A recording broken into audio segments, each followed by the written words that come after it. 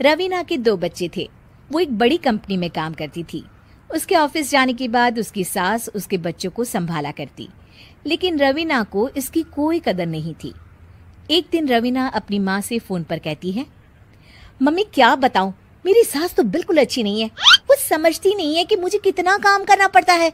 एक तो ऑफिस तक का लंबा सफर और फिर 9 घंटे लगातार काम। बैठे बैठे तो मेरी पीठ अकड़ जाती है। खुद तो सारा दिन घर में मजे करती है, जब मन करा सोए, जब मन किया खाए। तभी उसकी सास वहां आ जाती है। अच्छा माँ, मैं बाद में आपको फोन करती हूँ। जी मम्मी जी, कोई काम है क्या आपको? क्या हुआ? रवीना बहू, सारा दिन तो तू ऑफिस के मजे लेती है, लेकिन यहाँ ये बच्चे मुझे आराम भी नहीं करने देते। मेरी तो तबीयत खराब हो रही है। तो आपको लगता है कि मैं दफ्तर में मौज करती हूँ? आपको क्या समझाऊं, छोड़िए। माँ, काम करना भी जरूरी है। मजबूरी नहीं होती तो मैं खुद ही अपने बच्चों को देख लेती। अब आज तो छुट्टी है ना, आज तो कम से कम घर का काम कर ले। बहू काम शुरू करती है। बच्चे के साथ काम करना उसके लिए असंभव हो जाता है। वो जाकर बच्चा सास को देती है और कहती है, मम्मी जी जरा बच्चा तो पकड़ लीजिए, मैं घर का काम कैसे करूं? जैसे मैं करती हूँ रोज बच्चे के साथ। तुझे बताऊं तो तू सोचती है कि कोई बड़ा काम तो है नहीं, बच्चा तो सोता रहता है। अब देख लिया। खैर, बस मैं यही तुझे समझाना चाहती थी। ला, बच्चा मुझे दे और काम कर। बहू मुंह बनाकर वहां से चली जाती है। वो मन में सोचती है, बात तो सही है, बच्चे के साथ घर का काम करना असंभव है। वो किसी तरह काम करती है और अगले दिन ऑफिस के लिए निकल जाती है। ऑफिस में उसकी सहेली उससे कहती है, यार तू तो बड़ी लकी है, तुझे तेरी सास खाना बना कर देती है, बच्चे भी देखती है और तुझे किसी बात की चिंता भी नहीं होने देती। अरे क्या लकी, बदले में मैं उन्हें पूरी कमाई जो दे देती हूँ और अपने बच्चे से दूर रहती हूँ वो अलग। हर किसी को ना दूसरे की प्लेट में ज्यादा घी दिखता है। जा अपना काम कर। अरे फिर भी ये तो है, यहाँ हमारे बच्चे को मैं क्रैश में छोड़ती हूँ, हर पल डर लगा रहता है कि क्या कर रहा होगा। खैर चल, मुझे क्या। बहू घर आती है तो देखती है कि उसकी सास उसके बच्चे को बड़े ही प्यार से खिला रही होती है। वो माँ को देखकर खुश हो जाता है। बहू मन में सोचती है कि बात तो सही है, सासू माँ सारा दिन काम करती है, मैं ऑफिस से आकर भी काम नहीं करती हूँ। वो सास के पास जाती है और कहती है, माँ जी थक गई आप? और क्या, सारा दिन चक्कर घीनी की तरह पूरे घर में घूमती रहती हूँ और अब उम्र भी नहीं रही। लेकिन चल तू बता, क्या हुआ, कुछ काम है क्या? बहू कुछ नहीं कहती, मुस्कुराकर वहां से चली जाती है। लेकिन अगले दिन सुबह सुबह बहू सास से पहले उठकर उन्हें चाय देती है। अरे आज सूरज कहाँ से उगा है, तू पहले उठ गई? चल अच्छा किया, मरने से पहले तेरे हाथ की चाय तो पी ली। चलो अब चलकर किचन में लगूं। माँ जी, आपको आज से काम करने की जरूरत नहीं है। काम करने की जरूरत नहीं है मतलब? क्या तू करेगी आज से सारा काम?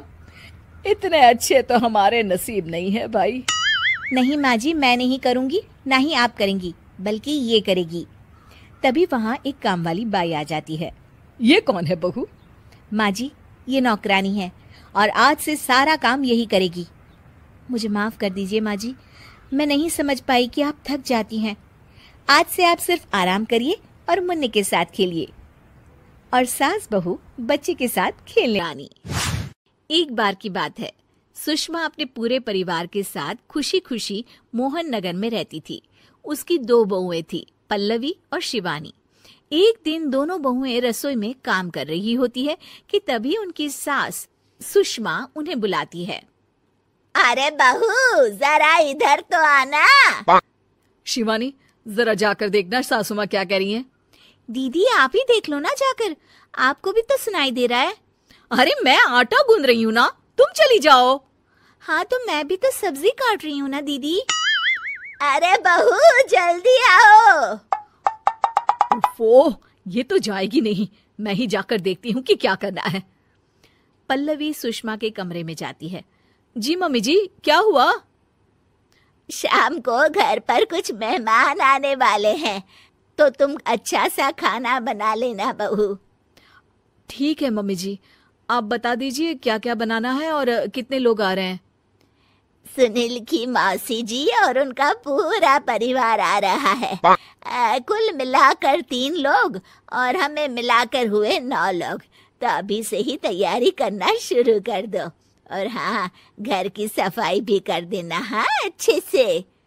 जी मम्मी जी, सब काम हो जाएगा, आप चिंता मत कीजिए। पल्लवी शिवानी को घर में मेहमान आने वाले हैं इसके बारे में बताती है। क्या 9 लोगों का खाना बनाना होगा, घर की सफाई करनी है? बाप रे, सासू माँ ने तो हमें घर की नौकरानी ही समझ कर रखा है। ऐसा नहीं बोलते शिवानी, हम इस घर की बहू हैं और घर के काम करना हमारा फर्ज है।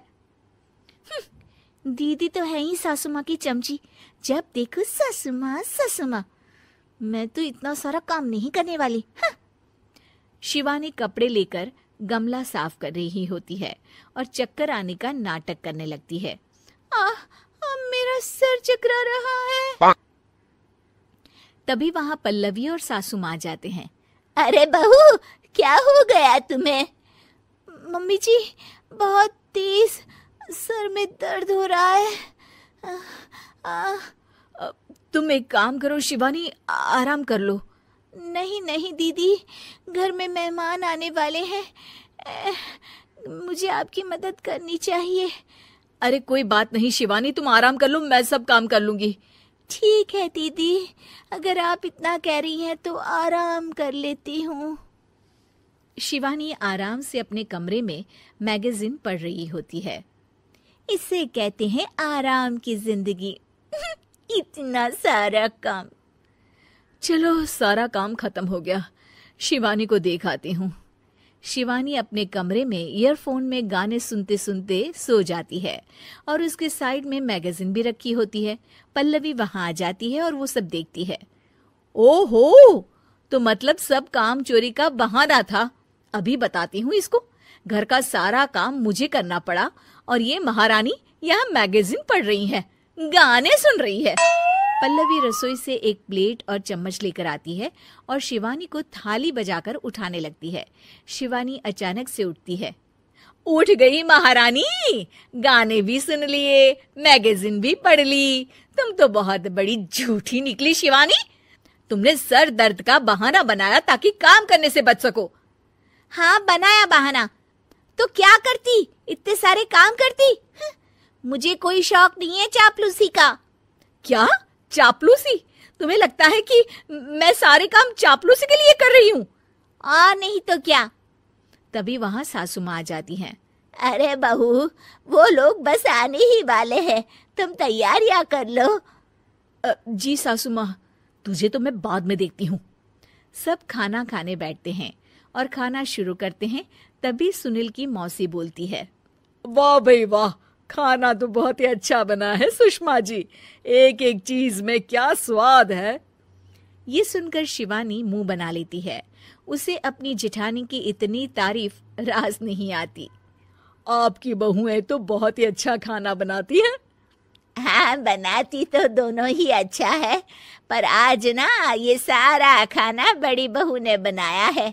छोटी बहू की तबीयत ठीक नहीं थी, सो इसलिए। मानना पड़ेगा सुषमा जी, आपकी बड़ी बहू तो बहुत ही गुणवान है। पल्लवी की तारीफ सुनकर शिवानी को जलन होती है। पल्लवी ये सुनकर खुश हो जाती है और शिवानी की तरफ देखकर उसे चिढ़ाती है। कुछ देर बाद मेहमानों के जाने का वक्त हो जाता है। मौसी जी सबके लिए उपहार लाई होती है। वो सबको शगुन के पैसे देती हैं और अंत में पल्लवी के पास आती है। तुम्हारे लिए शगुन का लिफाफा तो है ही, पर बहू तुम्हें एक और उपहार भी मिलेगा इतना अच्छा खाना बनाने के लिए। मौसी अपने सोने के कंगन निकालकर पल्लवी को पहना देती है। ये लो, ये मेरे मनपसंद कंगन है, अब से ये तुम्हारे हुए। धन्यवाद मौसी जी। ये देखकर शिवानी तो पूरी तरह से जल जाती है और गुस्से से रसोई में चली जाती है। तभी वहां पल्लवी आ जाती है और उसे अपने कंगन दिखाने लगती है। देवरानी जी, अब आपका सर दर्द ठीक तो है ना? मुझे लगता है कि अब सर दर्द शुरू हो गया होगा आपका। मीरपुर नाम के शहर में तेजस अपनी पत्नी नीरू के साथ रहता था। पति पत्नी दोनों ही नौकरी करते थे। एक दिन तेजस गांव अपनी माँ के पास फोन करता है। हेलो, प्रणाम माँ। जीते रहो। माँ, तुम दादी बनने वाली हो हैं? अरे वाह, ठीक है बेटा, मैं कल ही आती हूँ। जब माँ जी शहर पहुंची तो बेटे बहू ने बहुत अच्छे से स्वागत किया। लीजिए माँ जी, चाय। अरे गर्मा गर्म पकोड़े ले आओ माँ के लिए। नीरू रसोई में गई और 2 मिनट में ही पकोड़े ले आई। जी ये लीजिए। बहू, जादू से बनाए हैं क्या? अभी तो रसोई में गई थी। यम्मी। माँ जी, शीला रसोई में पकोड़े तल रही है, मैं बस लेकर आई। हे भगवान, मेरा धर्म भ्रष्ट कर दिया तूने। अब तो गंगा जल से शुद्धिकरण करना होगा। दूसरे दिन, माँ जी मैंने नाश्ता बना दिया है, ऑफिस जा रही हूँ। पर अभी तो घर का सारा काम पड़ा है।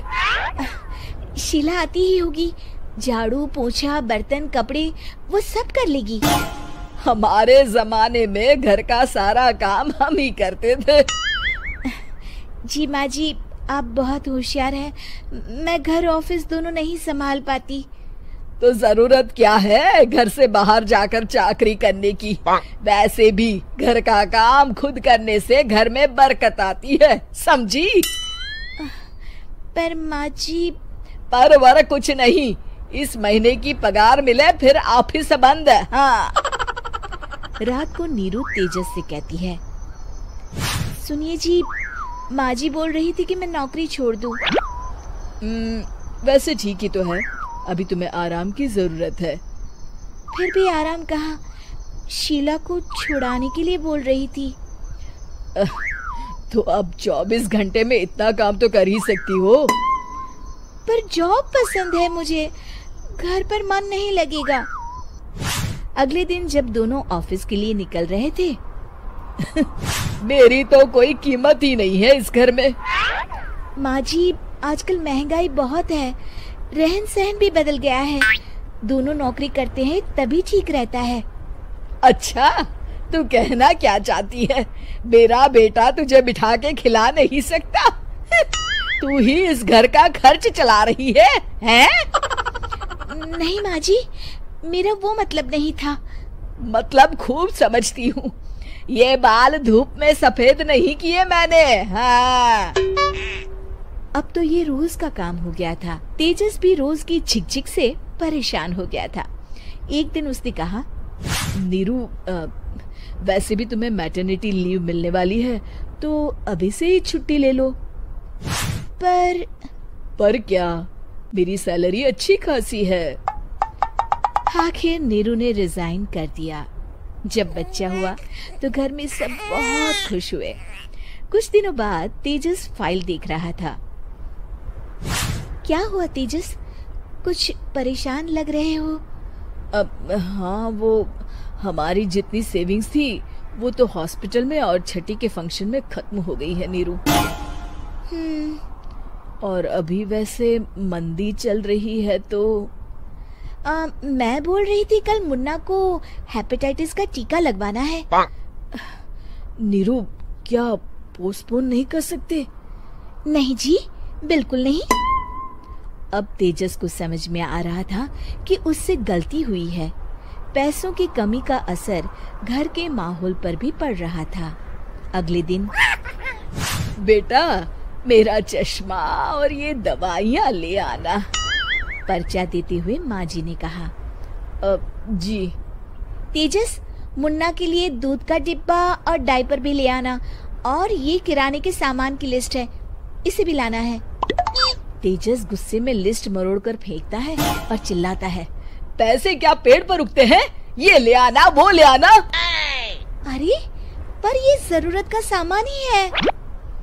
वो गुस्से में बिना कुछ कहे ऑफिस चला गया। अरे लंच तो ले जाइए। नीरू दौड़कर डिब्बा पकड़ाती है। एक दिन खाना खाने के बाद, नीरू अब तो मुन्ना कुछ बड़ा हो गया, तो अब तुम वापस ज्वाइन कर लो ना जॉब। पर इस रिसेशन में जॉब मिलना बहुत मुश्किल है। ट्राई तो करो। फिर मुन्ना? माँ जी है ना, और एक फुल टाइम मेड भी लगा लेंगे। पर माँ जी, उन्हें तो पसंद नहीं। तभी माँ जी वहाँ आ जाती है और प्यार से नीरू के सर पर हाथ फेरते हुए बोलती है, अब मेरी समझ में आ गया बहू, पहले के और अब के समय में अंतर है। तुम काम शुरू करो, मुन्ना की जिम्मेदारी मेरी। मेरी प्यारी माँ जी। ये कहकर नीरू उनके गले लग गई। शिक्षा, परिवर्तन संसार का नियम है, हमें भी समय के साथ चलना चाहिए। उम्मीद है कि आपको हमारी ये कहानी पसंद आई होगी। कृपया हमारे चैनल को सब्सक्राइब करें और सभी अपडेट्स के लिए बेल आइकन जरूर क्लिक करें। और हाँ, वीडियो। कामचोर बहू। कांता बहन की 2 बहुएं थी, बड़ी कल्पना और छोटी प्रिया। कल्पना का जैसा नाम वैसा ही काम। सारा दिन कल्पनाओं में रहती, ना कोई काम करती न कोई धाम। अरे कल्पना बहू, जरा अच्छी सी चटनी पीस दे, आज कुछ मजेदार खाने का मन है। पेट में जलन हो जाएगी माँ जी बुढ़ापे में, और वैसे भी मेरा काम करने का वक्त शाम का है, अब प्रिया को ही बोल दो। इतना कहकर कल्पना वहां से चली जाती है। कांता कल्पना के ऐसे रवैये से काफी परेशान रहती हैं। मैं बना देती हूँ माँ चटनी। ऐसा बोलकर प्रिया माँ को चटनी बनाकर प्लेट में खाने को देती है कि तभी वहाँ कल्पना आ जाती है। अरे वाह चटनी, जरा चक्कर तो देखूं, बड़े दिन हो गए। अरे नहीं बहू, तू तो रहने ही दे चटनी खाना, पेट में जलन हो जाएगी।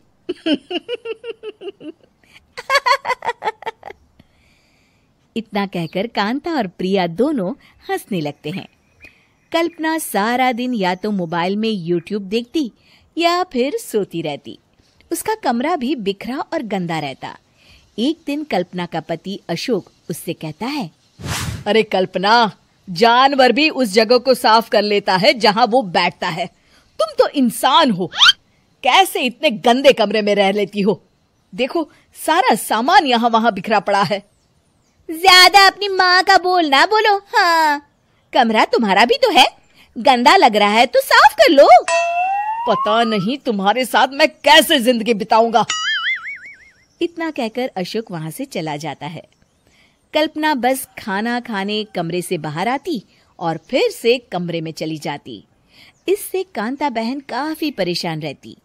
एक दिन प्रिया कांता से कहती है, माँ, मैं सारा दिन काम करके थक जाती हूँ, आप कल्पना दीदी से कहिए ना कि सुबह और शाम का काम बांट ले।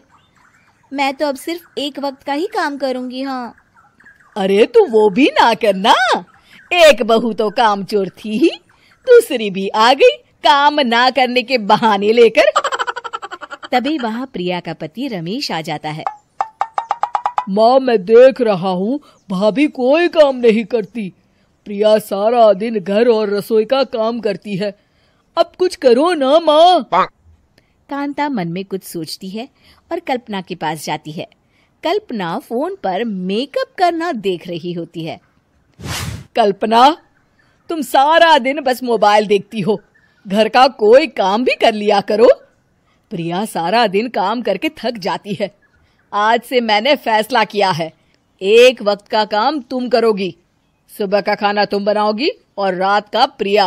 आप लोगों ने काम को हवा बना रखा है। अरे पता नहीं थोड़ा सा ज्यादा काम करने में आप लोग घबरा क्यों जाते हैं। और हाँ, बहुत ज्यादा प्रिया की तारीफ मत करिए मेरे सामने, बड़ी बहू तो मैं ही रहूंगी। मैं कुछ नहीं जानती, कल सुबह मुझे वक्त से खाना चाहिए, रसोई में आ जाना, वरना कल से तुझे खाना नहीं मिलेगा। अगली सुबह कल्पना रसोई में नहीं आती है। वो देर से सोकर उठती है और बाहर आकर कहती है, अरे भूख लगी है, आज खाने में क्या है? इतनी देर हो गई, आज किसी ने मुझे उठाया भी नहीं, पता नहीं कहाँ है सब। कल्पना को घर में कोई नहीं दिखता। वो रसोई की तरफ जाती है जहां बड़ा सा ताला लगा होता है। अरे, रसोई में ताला! ओ, मैं तो भूल ही गई थी। माँ ने आज से सुबह का खाना मुझे बनाने को कहा था। हे भगवान, इतने लोगों का खाना बनाना क्या आसान है? तभी घर के सारे सदस्य बाहर से वापस आते हैं। वाह माँ जी, मजा आ गया छोले भटूरे खाकर। मेरे मुंह में तो अभी भी स्वाद आ रहा है। अरे कल्पना, तेरे भरोसे रहते तो हम तो भूखे ही रह जाते। कल्पना को बहुत गुस्सा आ जाता है। अब बहुत हो गया, आज से मैं अपनी रसोई अलग कर रही हूँ। मैं अपना खाना खुद बना लिया करूंगी। कल्पना अपनी रसोई अलग कर लेती है, पर आए दिन उसका देर से उठना और काम न करने की आदत से वो भूखी ही रह जाती थी। उसी के सामने घर के लोग अच्छे अच्छे पकवान खाते और कामचोर कल्पना को जैसे तैसे ही खाना बनाकर खाना पड़ता। पर एक दिन तो हद ही हो गई। माँ, दीदी आज सुबह से कमरे से बाहर नहीं निकली, हमें जाकर देखना चाहिए। सो रही होगी कामचोर कहीं की। पर तुम कहती हो तो चलो देख लेते हैं उसे। कल्पना कमरे में पेट पकड़कर बैठी होती है। हाय, मेरा दर्द! पेट दर्द के मारे मर रही हूं मैं।